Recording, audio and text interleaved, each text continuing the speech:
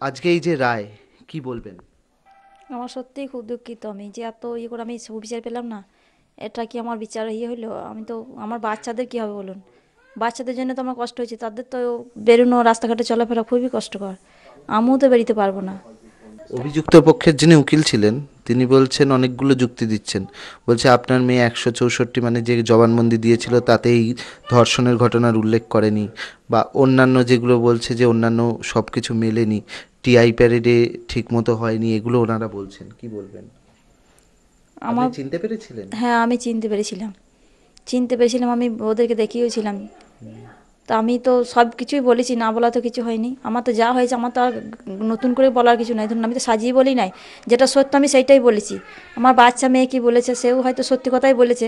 এরকম কেন হলো তো আমি, আমার সুবিচার তো হলো না, কিন্তু কেন হলো এরকম আমি সেটা জানতে পারছি না। অন্য কোনো কোর্টে যাবেন? না আমার অন্য কোনো কোর্টে যাবো না, এবার যা ভগবানের আদালতে তো হবেই। মানুষের বিচার না করতে পারলে ভগবান ঠিকই বিচার করবেন। আমার প্রতি যা অন্যায় হলো এই ভগবান কোনো দিনই শাস্তি ছাড়বেন না। ভগবান ঠিক শাস্তি দেবেন। মুখ্যমন্ত্রী বলেছিলেন যে সিপিএমে করেন আপনার স্বামী, সেই জন্য এই কথাগুলো কি কোনোভাবে প্রভাব ফেললো বিচার প্রক্রিয়ায়? আমার স্বামী কোনোদিন সিপিএম করে না, আমাদের বরাবর কংগ্রেস করে। আমরা কংগ্রেস কংগ্রেস ছিল, কংগ্রেস চলে যাওয়ার পথে তৃণমূলই করা হয়।